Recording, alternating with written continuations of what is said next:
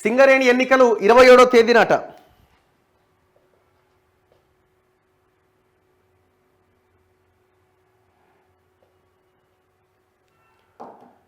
సింగరేణి ఎన్నికలు 27వ తేదీనే యథావిధిగా నిర్వహించాల్సిందే. వాయిదాకు హైకోర్టు నిరాకరణ.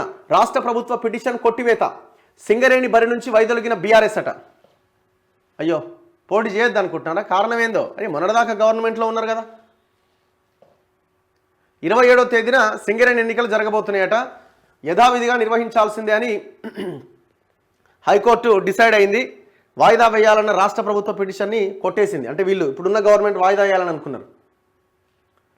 సింగరేణి బరి నుంచి వైదొలిగిన బీఆర్ఎస్ ఎన్నికల్లో పోటీ వద్దన్న అధిష్టానం నిర్ణయంపై కార్మిక నేతల్లో వ్యతిరేకత. టీబీజీకేఎస్ నేతలు వెంకట్రావు, రాజిరెడ్డి, మల్లయ్య రాజీనామా. అదే బాటలో మరికొందరు నేతలు ఐఎన్టీయూసీలో చేరికకు సిద్ధం. పొత్త పోరాటమా? సింగరేణి ఎన్నికలపైన నేడు కాంగ్రెస్ సిపిఐ సమావేశమట. సింగరేణి గుర్తింపు కార్మిక సంఘం ఎన్నికలు వాయిదా వేయాలని కోరుతూ రాష్ట్ర ప్రభుత్వం దాఖలు చేసిన మధ్యంతర పిటిషన్ను హైకోర్టు కొట్టేసింది. ఇప్పుడు 4-5 ఏళ్లుగా ఎలక్షన్లు పెట్టక ఆడ ఇబ్బంది పెడతానే ఉన్నాడు. మళ్ళీ మీరెందుకు వాయిదా వేయాలని కోరుతున్నారు? గతంలో ఆదేశించిన విధంగా ఈ నెల 27వ తేదీన యథావిధిగా ఎన్నికలు నిర్వహించాలని స్పష్టం చేసింది. డిసెంబర్ చివరి వారంలో హైకోర్టు పేర్కొన్న తేదీన ఖచ్చితంగా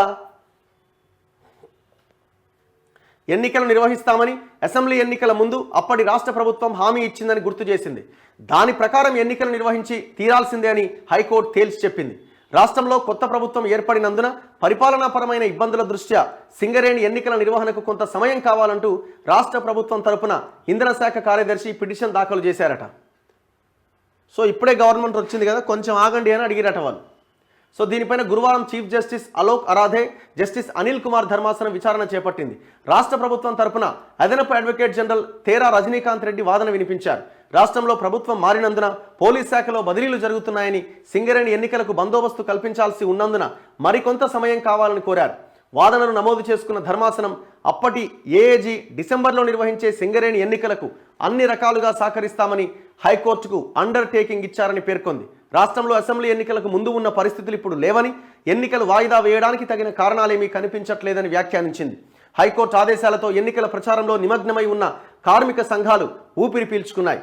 సింగరేణి ఎన్నికలపై 4 ఏళ్లుగా వివాదం కొనసాగుతుంది. 2017లో జరిగిన ఎన్నికల్లో బీఆర్ఎస్ అనుబంధ కార్మిక సంఘమైన టీబీజీకేఎస్ విజయం సాధించింది. దీనికి ఈమె గౌరవాధ్యక్షురాలు కల్వకుంట్ల కవిత. 2 ఏళ్ల పాటు గుర్తింపు సంఘంగా కొనసాగేందుకు కేంద్ర లేబర్ కమిషనర్ డిక్లరేషన్ ఇచ్చారు. అయితే గుర్తింపు కాలపరిమితి అంతకు ముందు 4 ఏళ్లు ఉందని, తమకు కూడా 4 ఏళ్లు ఇవ్వాలని టీబీజీకేఎస్ కోర్టుకు వెళ్ళింది. సో ఇట్లా అది నడిచింది. సింగరేణి బరి నుంచి వైదొలిగిన బీఆర్ఎస్ అట. సింగరేణి ఎన్నికల బరి నుంచి బీఆర్ఎస్ వైదొలిగింది. ఈ ఎన్నికల్లో ఈ అనుబంధ సంఘం టీబీజీకేఎస్ పోటీ చేయకూడదు అని బీఆర్ఎస్ అధిష్టానం నిర్ణయించిందట. ఇటీవల జరిగిన అసెంబ్లీ ఎన్నికల్లో బీఆర్ఎస్ అధికారం కోల్పోవడంతో సింగరేణిలో పోటీకి దూరంగా ఉండాలని ఆ పార్టీ అధినేత మాజీ సీఎం కేసీఆర్ నిర్ణయం తీసుకున్నారని సమాచారం.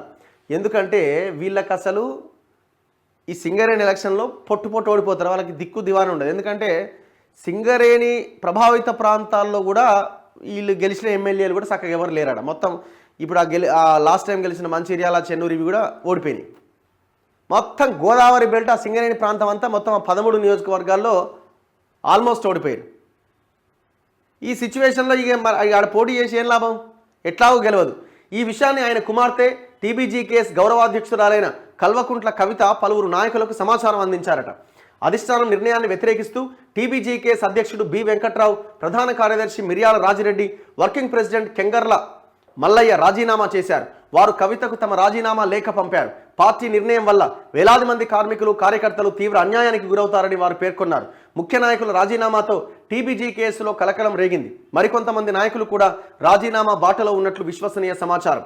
వారు కాంగ్రెస్ నేత, రెవెన్యూ మంత్రి పొంగులేటి శ్రీనివాసరెడ్డి సమక్షంలో ఐఎన్టీయూసీలో చేరి ఆ యూనియన్ విజయం కోసం కృషి చేసేందుకు సిద్ధమవుతున్నారట. ఇట్లా మొత్తానికి అయిపోయింది. కేసీఆర్ ఎందుకు పోటీ చేస్తున్నాడంటే కారణం అదే. ఇప్పుడు రేపు పొద్దున ఆడ ఓడిపోతారు. ఆడ ఓడిపోగానే మళ్ళీ ఎంపీ ఎలక్షన్లు వస్తాయి. ఎంపీ ఎలక్షన్ మీద ప్రభావం చూపిస్తుంది. ఇవన్నీ ఎందుకులే అని చెప్పి సైలెంట్గా ఉంటున్నాడు అన్నట్టు.